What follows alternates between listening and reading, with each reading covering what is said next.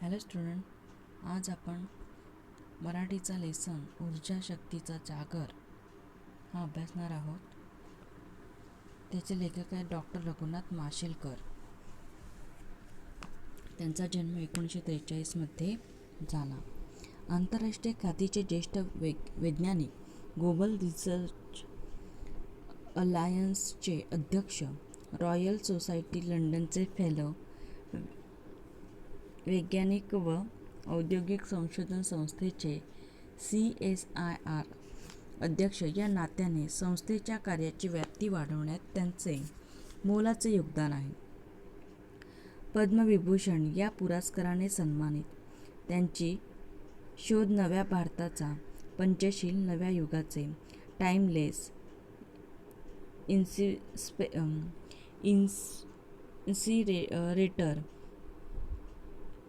Tilak in our times, investing India इत्यादी पुस्तके प्रकाशित आहेत.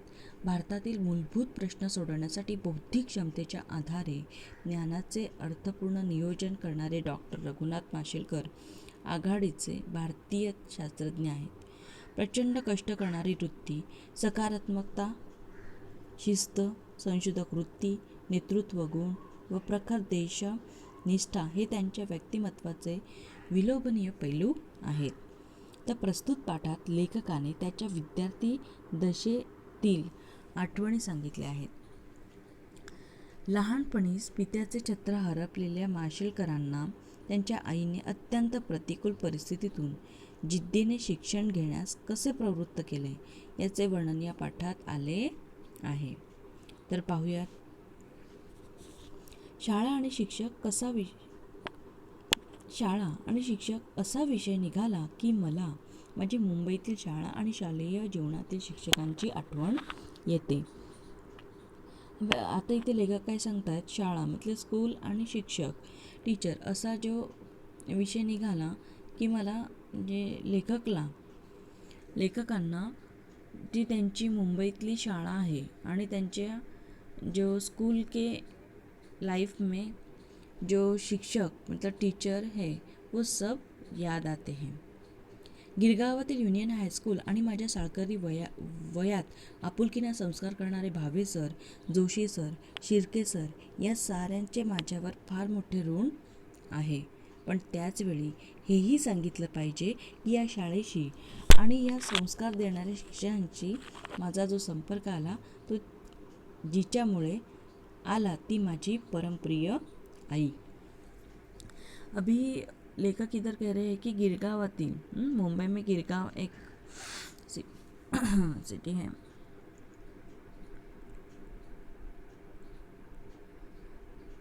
युनियन हायस्कूल, गिरगावातील युनियन हायस्कूल आणि माझ्या शाळकरी वयात उनके स्कूल लाइफ में आपुलकीनं मतलब आपलेपणाने संस्कार करणारे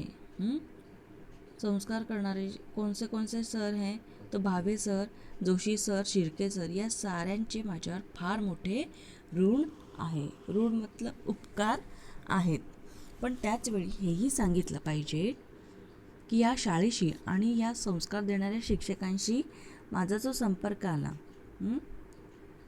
पण त्याचवेळी सांगितलं पाहिजे की शाळेशी जो स्कूल है और आणि या संस्कार देणाऱ्या शिक्षकांशी ये टीचर है उनका जो संपर्क मतलब संबंध आला तो जिच्यामुळे किसके मुळे तो वो लेखक बोल रहे हैं कि परमप्रिय आई जो उनकी माँ है आणि माझे मामा यांचे ऋण मी कसे व्यक्त करणार. तो उनके उपकार मैं कैसे व्यक्त करूँ ऐसे लेखक बोल रहे हैं. आई हीच प्रत्येक मुलाची पहिली शिक्षक असते. आई हीच प्रत्येक मुलाची काय मतलब हमारी जो माँ है वही हमारी पहली कौन है, प्रत्येक मुलाची, हर जो चिल्ड्रन है उनकी पहली टीचर रहती है. माझ्या बाबतीत तर आई ही माझी केवळ शिक्षकच नव्हती तर माझे सर्वस्व होती। लेखक इधर बोल रहे हैं कि आई मतलब उनकी जो मदर है वो केवल उनकी टीचर भी नहीं थी, तो मेरा सर्वस्व थी। सर्वस्व म्हणजे सर्व, वन्स ऑल थी वो। आमचे मूळ गाव दक्षिण गोव्यातील माशेल। अभी लेखक बोल रहे हैं कि आमचे जे मूळ गाव आहे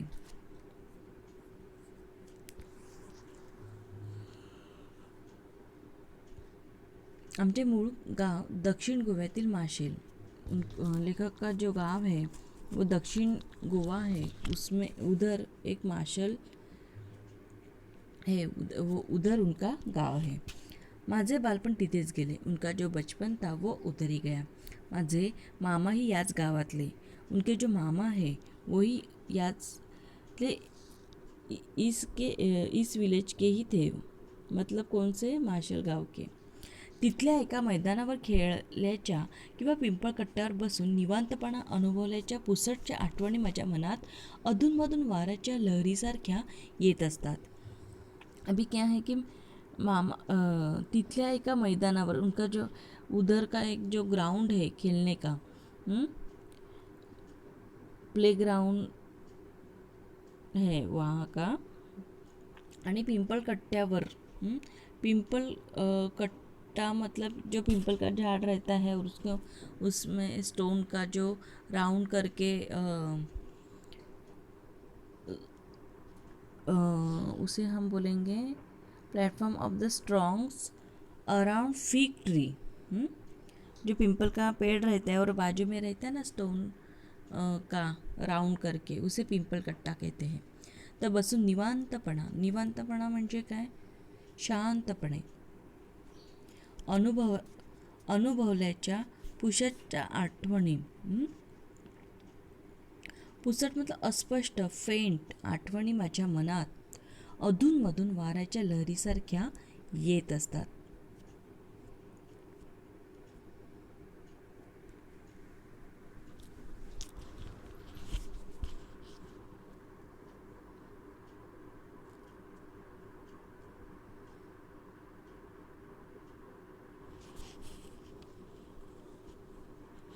माझ्या वयाच्या 6व्या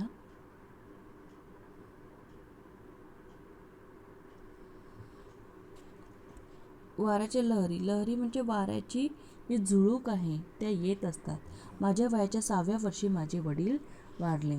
लेखक जब 6 ईयर के थे तभी उनके फादर की डेथ हो गई। आणि आम्हाला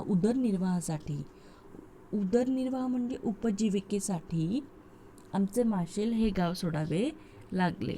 मतलब हमारे जीवन अभी उनके फादर ही नहीं रहे, इसलिए उनको उनके उपजीविके जे उदरनिर्वाहासाठी उनका जो माशेल गाव है वो छोड़ना पड़ा। मी आणि माझी आईस मुंबईत येऊन पोचलो। लेखक और उनकी जो माँ है वो मुंबईत आए। गिरगावातल्या खेतवाडीतील देशमुख गल्लीमध्ये मालती निवासातील पहिल्या माळ्यावर छोट्याशा खोल्यांमध्ये आम्ही मायलेक राहत होतो। अभी क्या है कि गिरगावातल्या खेतवाडीतील देशमुख गल्लीमध्ये मालती निवासातील जो गिरगांव में खेतवाड़ी है, खेतवाड़ीतील देशमुख जो गल्ली है, वहाँ मालती निवासातील पहिल्या माझा मतलब फर्स्ट फ्लोर पर छोट्याशा खोलीत जो उनके इधर पहिल्या फर्स्ट फ्लोर पर छोट्याशा खोलीमध्ये एक स्मॉल रूम थी। अम्मी मायलेक मतलब लेखक और उनकी माँ राहत होते, वहाँ क्या रह रहे थे। आर्थिक परिस्थिती पूर्णपणे खालावलेली आर्थिक परिस्थिती थी वो पूर्णपणे खालावलेली मतलब पूरी वो बिगड़ी थी।